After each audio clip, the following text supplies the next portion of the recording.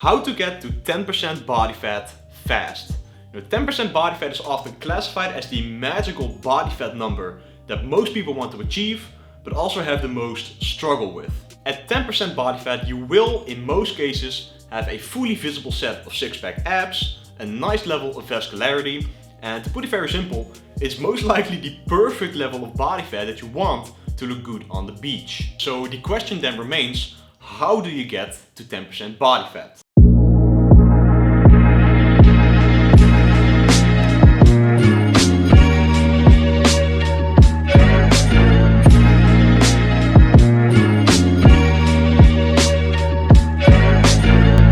It's absolutely crucial that you understand and apply the fundamental aspects of your nutrition properly. If you don't pay proper attention to your nutrition, you don't take it seriously, and you're kind of slacking on it, there is a ginormous chance that you will not achieve 10% body fat. Right? It just requires you to focus on some fundamental principles when it comes to your training and nutrition in order to lose body fat and get to that 10% mark.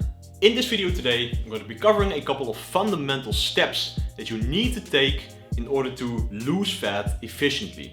Step number one, which is probably also the most important step that you need to take, is to track your calories and macros every single day. Now, I know that there are a lot of people who are not a big fan of tracking macros, tracking calories, or tracking food intake in general. And to be honest, you can probably get away with not tracking macros or tracking calories to a certain extent.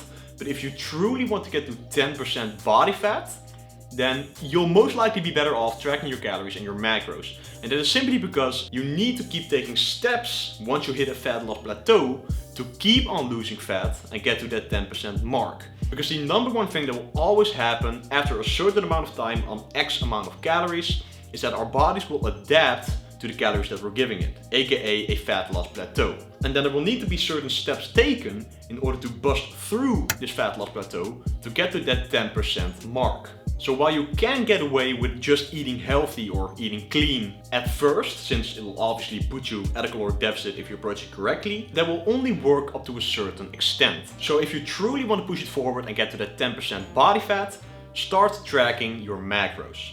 The first step that you need to make is to put yourself at a 500 calorie deficit, which means that you'll be eating 500 calories less than your maintenance amount of calories. This first initial step will kickstart the fat loss process, after which you will then decrease your calories linearly at each fat loss plateau. So start eating at a 500 calorie deficit and figure out what your macros are. Now, if you want to truly know more about tracking macros and figuring out your maintenance calories and your macros fully based on your stats and your goals, and I highly recommend you to check out the video in the description and in the top right corner in the cards right now, where you will learn how to calculate your maintenance calories and your macros step by step. But as for some general guidelines, for protein, eat 1 gram per pound of body weight or 2.2 grams per kilogram of body weight. For fats, I want you to allocate around 20 to 25% of your total calories. And in my opinion, as a coach, do not go below 50 grams of fat, since fats are very important for hormonal production and regulation. And then simply put the rest of your calories towards carbohydrates. So now that you've put yourself at a caloric deficit and you're able to track your macros accurately, I want you to weigh yourself on a daily basis. Then calculate your weekly average weight, compare those on a week-to-week basis, and once you notice that you've hit a fat loss and weight loss plateau, then decrease your calories by 100 by, for example, taking away 25 grams of carbohydrates, or add in 700 calories of cardio per week, which at the end of the line equates to the same thing. One of the biggest problems that a lot of people run into when they want to get to 10% body fat or just decrease their body fat percentage in general is that they make way too drastically big steps.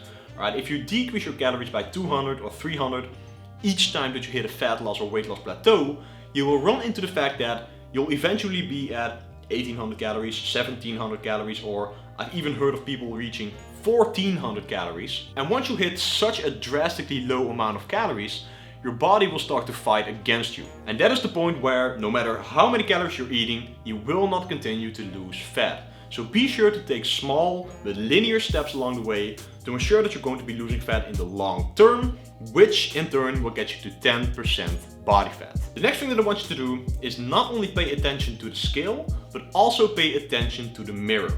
because especially the lower your body fat percentage will get, the more the scale can be a little bit out of whack sometimes.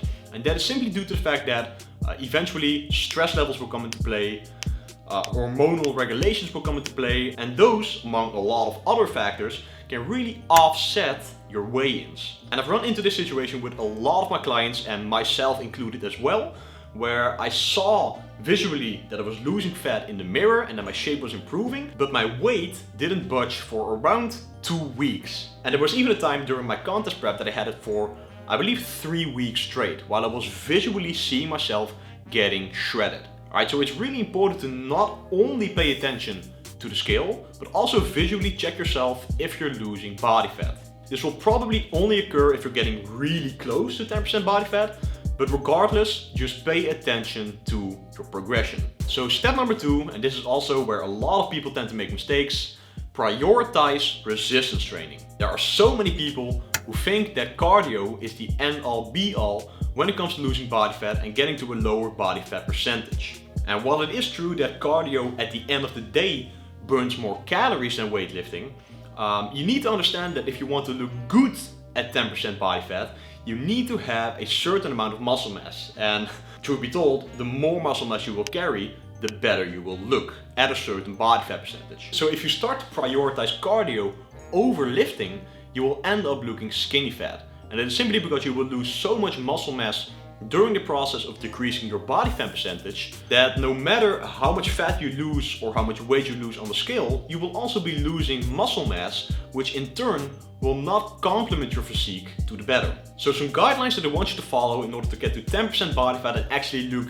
good at 10% body fat is to train your muscles 2 to 3 times per week while performing around 10 to 20 weekly sets in your training program, which simply means the amount of volume that you're doing per muscle group, and then focus on progressively overloading your exercise selection, which will ensure that you maintain and even possibly build as much muscle mass as possible while you're getting to 10% body fat. Now, if you want to know more on how to maximize your muscle growth potential, then I highly recommend you to check out another video in the description down below or in the cards in the top right corner of this video. And then once you have your training fully set up, then you can add some cardio to burn a few extra calories. Cardio is simply a tool that you should be utilizing to potentially eat more calories while you're losing body fat, or to put you at a greater caloric deficit once you hit a fat loss and weight loss plateau. Step number 3 is to build a sustainable nutritional approach. Right? Everybody is different, everybody has different preferences when it comes to nutrition that allow you to stick to the process as long as possible. So it's really important to be mindful and pay attention to how you're feeling on the specific nutritional approach that you're currently utilizing. There are a couple of things that you can try to make losing body fat a lot more sustainable.